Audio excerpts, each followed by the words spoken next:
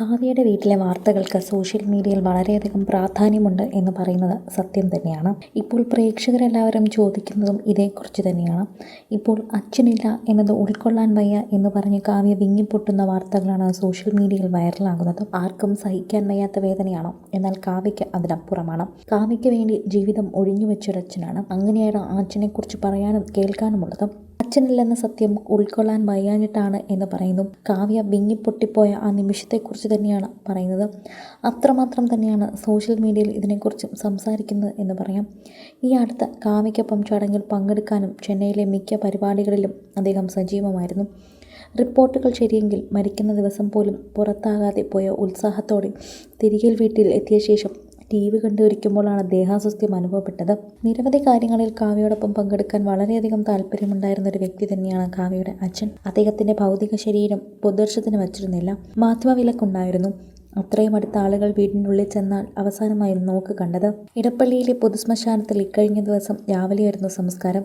എന്നാൽ അവിടെയും കുടുംബങ്ങൾ ആരെയും പങ്കെടുക്കാൻ എത്തിയിട്ടില്ലായിരുന്നു. എല്ലാ മരണാനന്തര ചടങ്ങുകളും നടത്തിയ ശേഷമാണ് മൃതദേഹം സംസ്കാരത്തിനായി എത്തിച്ചത്.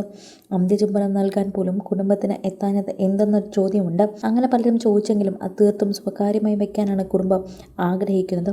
അപ്പോൾ ആ ചോദ്യത്തിന് തന്നെ പ്രസക്തിയില്ലെന്ന് പറയാം. കാവ്യയുടെ ജീവിതവുമായി ബന്ധപ്പെട്ട് പലപ്പോഴും മാധ്യമങ്ങൾക്ക് മുന്നിലെത്തിയിട്ടുള്ള ഒരു അച്ഛൻ തന്നെയാണ് മാധവൻ. കാവ്യ വിങ്ങിപ്പൊട്ടിയ വാക്കുകൾ കേൾക്കുമ്പോഴും അത് മനസ്സിലാകുന്നുണ്ട്.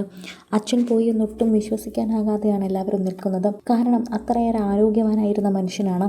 TVയും കണ്ട് എല്ലാവരോടും സംസാരിച്ചു കൊണ്ടിരുന്ന മനുഷ്യൻ പെട്ടെന്ന് പാതിരാത്രിയായപ്പോൾ ഒരു ചെറിയ നെഞ്ചുവേദന പറയുന്നു, ദേഹാസ്വസ്ഥ്യം പറയുന്നു, പെട്ടെന്ന് വിയർക്കുന്നു, തളരുന്നു. ഇതിനെ തുടർന്ന് പെട്ടെന്ന് തന്നെ ആശുപത്രിയിൽ എത്തിക്കുന്നു. ഇതായിരുന്നു അവിടെ സംഭവിച്ചത്. പെട്ടെന്ന് കുറച്ച് 1-2 മണിക്കൂറിനുള്ളിൽ തന്നെ ഇതെല്ലാം സംഭവിക്കുകയായിരുന്നു.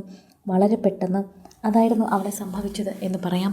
സോഷ്യൽ മീഡിയയിൽ തന്നെ നിരവധി പേർ ഇതിൻ്റെ വാർത്തകളെല്ലാം ഏറ്റെടുക്കുകയും പറയുകയും ചെയ്യുകയാണ്. ആരാധകരെല്ലാവരും ഇതിനെക്കുറിച്ച് സംസാരിക്കുന്നുമുണ്ട്.